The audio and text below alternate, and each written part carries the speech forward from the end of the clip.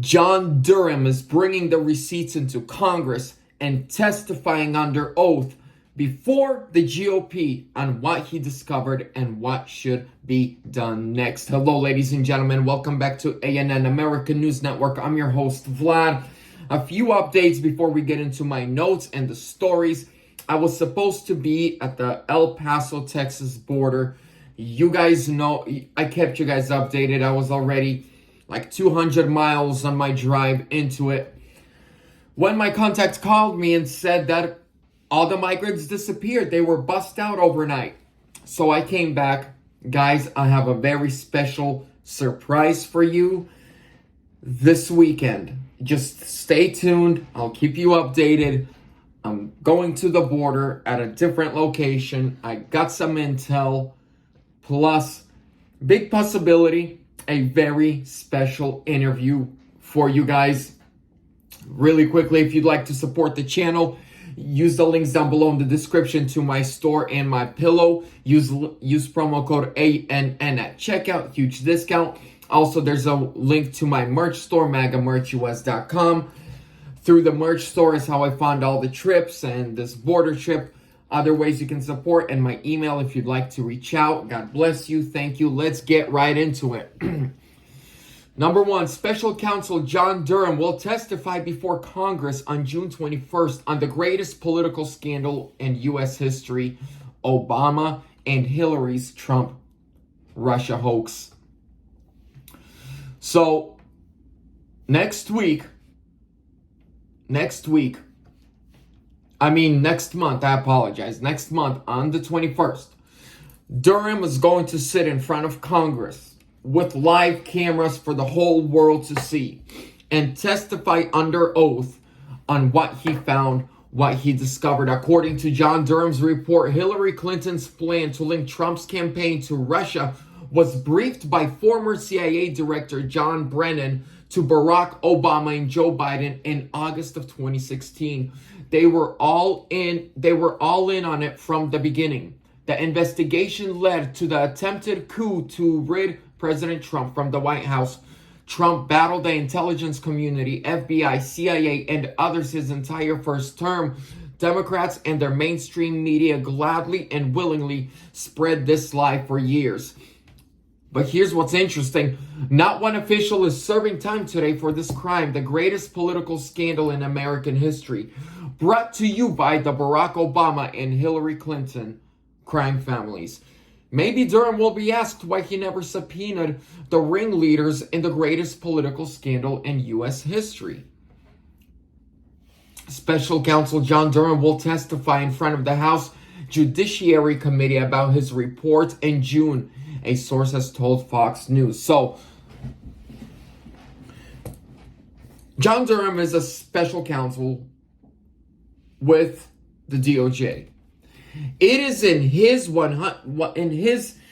power to subpoena Obama, Clinton's, and then when Biden is voted out by the biggest landslide that the world has ever seen next year, he can subpoena him also. Before the story of Russia went public, CIA actually briefed Obama and Biden when they were president and VP. They went to the White House, sat down and said, hey, Hillary wants to spend billions of campaign dollars and orchestrate the biggest lie the world has ever heard. And they said, okay. Not only that, but leading up to 2020, Biden used Hillary's tactics when it came to the laptop from hell. Russian disinformation. No, Daisy, I call him Daisy because some days he's with us and some days he's not. No, Mr. Daisy. No. The laptop does belong to your crackhead son, to your felon son. Now, people can have second changes. I've done some things in my life that I'm not proud of. But I don't run away from my responsibilities. I paid my dues. I paid I paid in front of people. I apologized for when I was young, I was dumb. I apologize to my family. I changed my ways. And if I'm ever confronted about it, I don't hide from it. I've done things that I regret. Who hasn't? But the difference with the Bidens is they're always going to blame someone else. They never take responsibility. And I can't blame Hunter for not taking responsibility for his action. Not even taking responsibility for his own child. Doesn't pay child support. Doesn't see the child. Won't even let the child have his last name.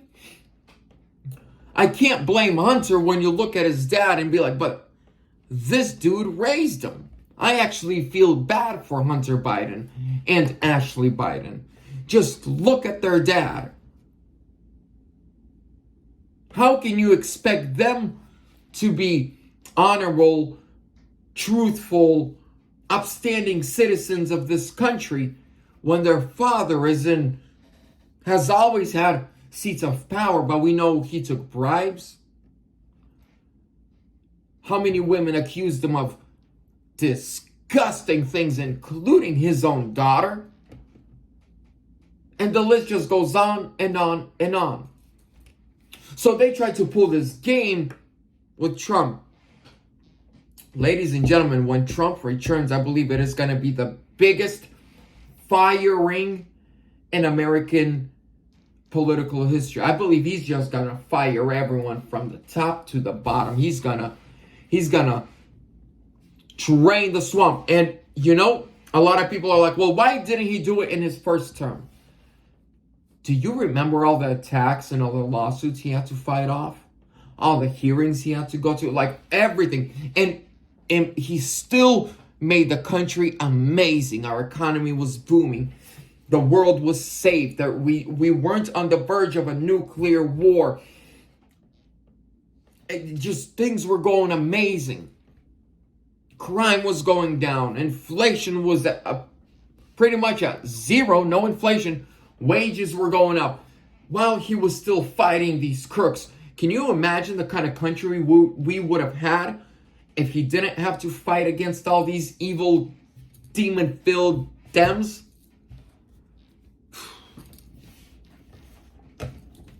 And one last thing. So I'm going to keep following that. I'm going to keep you guys updated.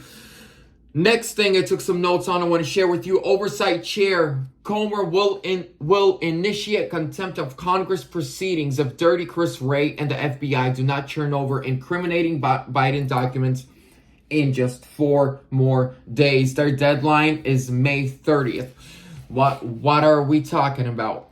Well, the form is a whistleblower came out from the FBI and said the feds have a declassified document that they have had in their possession since 2018 that proves that when Joe Biden was senator and vice president, he took money, bribes from foreign nationals, right? From foreign nationals for policy change.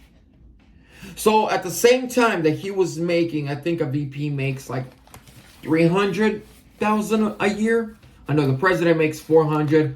Vice president, I believe, is $300,000. So while he's making $300,000 a year of your hard-earned tax dollars, at the very same time, well, and he's supposed to be representing you. That's why you're paying him and doing what's best for you. At the same time, he is taking bribes under the table from foreign nationals to change policies that will benefit them. He's a snake and he's a traitor. He's a tyrant. Daisy, Daisy, Daisy. Joe Daisy. I think he should change his last name legally to Joe Daisy. I guarantee you, if Trump were to hear from someone, Joe Daisy, he'd use it all the time.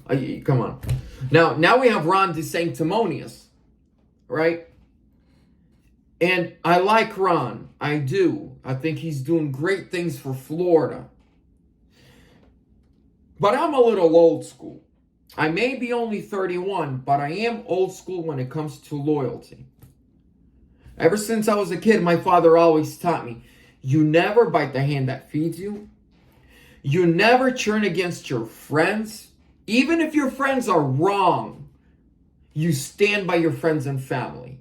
Even if they are wrong, you stand by your friends and your family. You can rebuke them later, but you have their back always. If someone ever helped you, you never backstab them.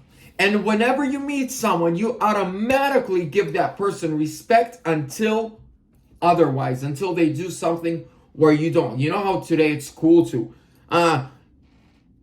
respect isn't given, it's earned. No. Respect is given. When we go out in public, we're nice to people, right?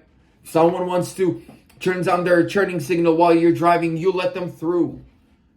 You see an elderly person and let's say you're on a city bus, you give them your seat.